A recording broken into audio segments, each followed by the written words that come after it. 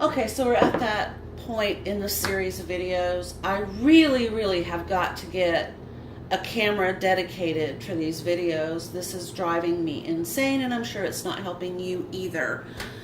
But we've come, that rant aside, we've come to that part in the bread making process where we need to take it out of the oven, or if it's not in the oven, we need to go ahead and preheat our oven to the proper baking temperature. And on the back of the gold medal bag of bread flour for the gold medal white bread recipe, it states to preheat your oven to 425 degrees Fahrenheit. I've been experimenting with temperatures in my oven. I had been baking my bread at 370, but I think there's been a shift. The last time I checked the temperature, about a year and a half ago, and I baked the last 2 loaves of bread that I made. I baked at 400 degrees. The temperature appeared to be about right. The timing was about 2 ticks past bang on. And the bread is definitely edible. It just got a little bit browner on the top than I personally like. I'll show you what's left.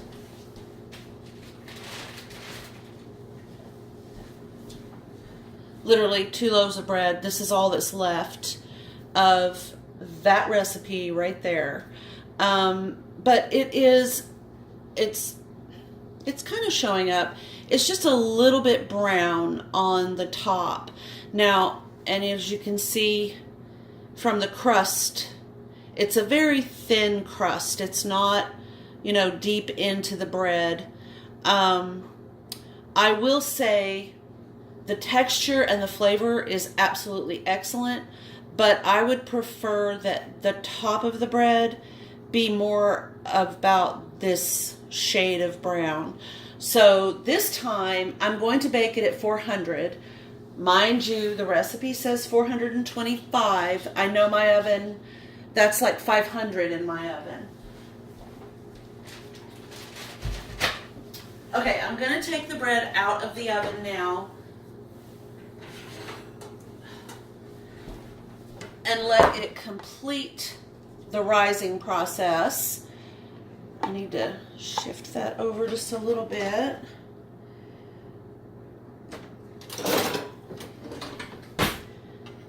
It's still very fluffy and soft. And if I manipulate this too much, then I'll cause the dough to collapse. So that's basically all I'm going to do. But that's what they look like. And it has a wonderful warm yeasty smell. All right, I'm gonna let these finish rising while I preheat my oven to 400. Okay.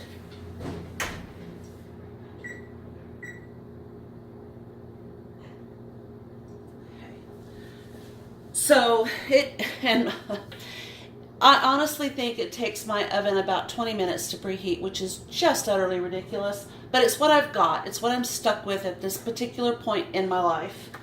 It's not what I want, but we all can't have what we want all the time. I can make this work. So for me, because I know my oven is quirky and has issues, 400, not 425. And this recipe will ask you to bake the bread for 25 to 30 minutes. I went ahead and did 30 minutes at 400 on the last 2 that I baked that we just looked at, and I felt it was just a little bit too long.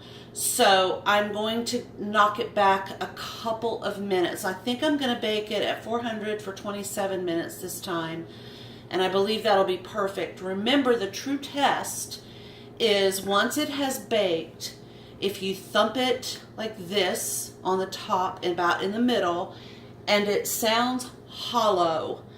Imagine, doing that to like a hollow door, or maybe a ping pong ball. It needs to have something with volume though. So just kind of think about things that that you have that are hollow, and try that thump technique. This isn't hollow, this is solid, so it's not going to sound the same. It'll just kind of have a unique sound. And that's how you know that your bread is done. But anyway, so while the oven is preheating for that 20 minutes, I'm going to go finish a load of laundry. I loaded and unloaded and loaded the dishwasher. I seriously need to start cutting out these pattern pieces, so that's probably going to be next on my agenda. And then Bam Bam, my puppy, and I have a few errands to run today. So I'm trying to kind of think about the things that I would like to get done. And honest to goodness, at the top of that list, I've got to make a phone call to a company in Alabama to help my sister. And then I can kind of figure out where I'm going from there. This is like my diary. Okay, so anyway, we'll be back to bake the bread. Alrighty, so the oven has preheated, and I'm going to put both loaves in the oven now, and I'm going to bake them at 27 minutes.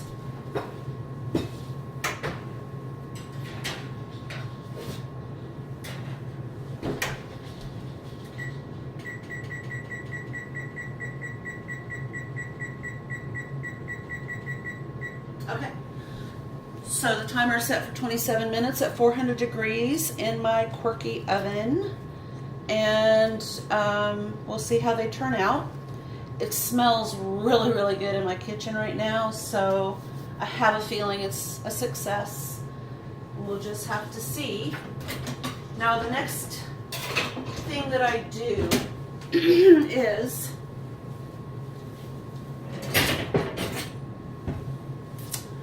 I use a wire rack to allow my bread to cool without a solid surface under it. Both of those loaves will fit on this rack. And in a previous video, I mentioned that I store my bread in these 2-gallon bags. I got this on Amazon, not sponsored. I have nothing to do with the Johnson Company, the Ziploc Company, Amazon, or anything. But they're harder to find in stores than they are to find on Amazon. Excuse me. And I purchased both of these. There were 2 boxes, and it basically worked out to the price of 1 box. I hope I'm not getting laryngitis again. But anyway, because they're large, they are perfect for 2 loaves of bread. And I've used this one to store 2 loaves of bread for about 2 weeks. This is the last loaf of bread that I'm going to store in this bag. But because I make 2 loaves of bread every other day, I'm getting a lot of bang for my buck with this. You can, like I said, I've had probably, let's see, 1, 2, so 2, 4, 6, 8, 10. I've actually stored 10 loaves of bread in this one bag. And if you're super concerned about recycling or using, you could use this bag. It's big enough that you could put some soil in the bottom, roll this down, and start some seeds. It truly is. It's big enough that you could literally use it to start some seeds in. So rather than just throwing it in the garbage. But I don't want to store too much. I don't want to store any more bread in here because the yeast buildup isn't good. It's not good for my kitchen. It's just kind of past the point of me wanting to store bread in there. Okay, so when I come back, the bread will have completely baked. We'll see what the loaves look like at 400 degrees for 27 minutes, and we'll move on with our day. Okay, so the timer has gone off. My loaves of bread should be done. We'll see what they look like and sound like. Okay, so here's number 1.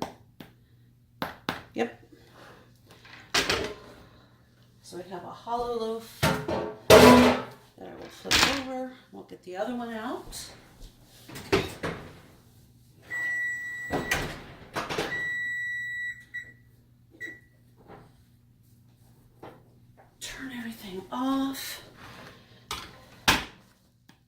Yep.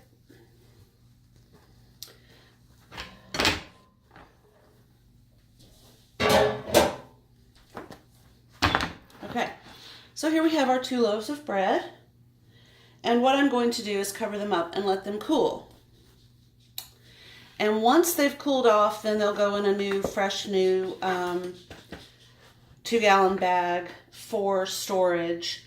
Honestly, our loaves of bread here that I make typically don't last more than 2.5 days.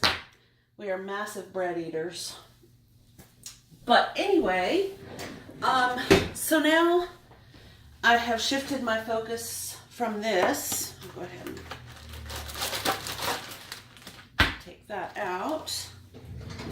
I've done my laundry. I just started putting my face on for the day. Trying to remember all of the other things that I have going on today that I need to take care of. I think what I'm going to do is take my pattern with me, my patterns with me. That way, if I find myself at a fabric store, I have what I need to, base what my measurements for the fabric are going to be. However, I will say, I don't know if this is a life hack for sewing people or if it is well known and recognized as an option, but a California king-sized sheet is about 2.25 yards of fabric if you fold it over in half. I think it's like 108 inches from one end to the other, but you would need to either figure in a hem, and cut on the hem, or you would need to just tell yourself, I'm going to be missing those last, because the part that up at the top of the sheet is going to be about that wide, like that, where it's folded over and you have that pretty little edge. Unless you're going to be using that, you're only going to get around 2 yards of fabric cut on a fold. So I was looking at fabric yesterday and I realized that the types of fabric I want are $14, $15, $22, $29, $45 a yard. I was looking at cotton lawn and I thought, that is just ridiculous. It is utterly ridiculous. I love cotton lawn.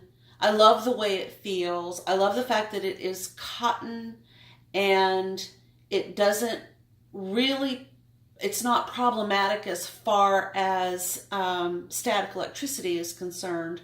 And since at this particular wedding, I'm going to be wearing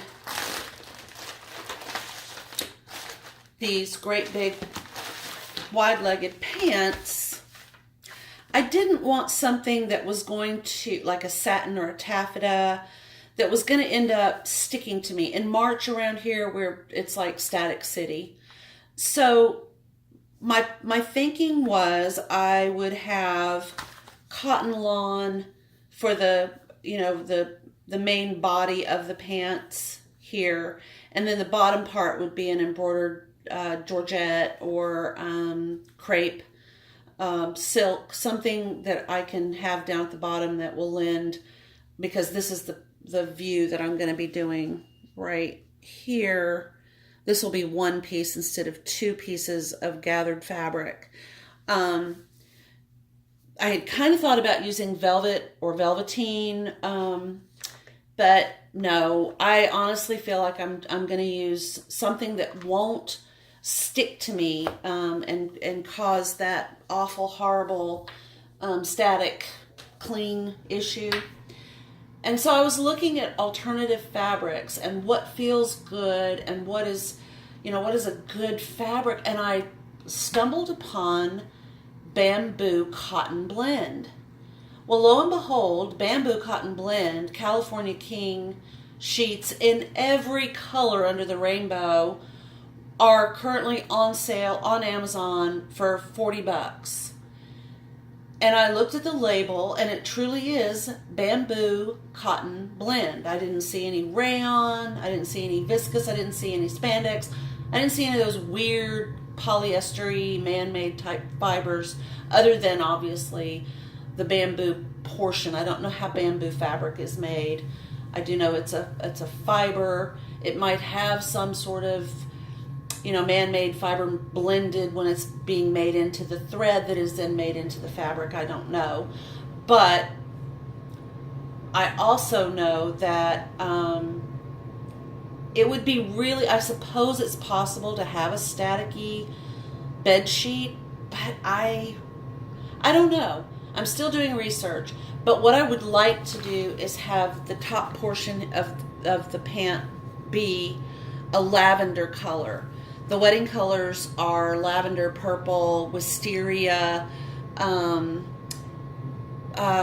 burgundy so much, but darker purpley, lavendery type colors. So I was thinking about having the top portion be a light lavender, and then the lower gathered portion, which can be somewhat sheer. It doesn't have to be completely opaque.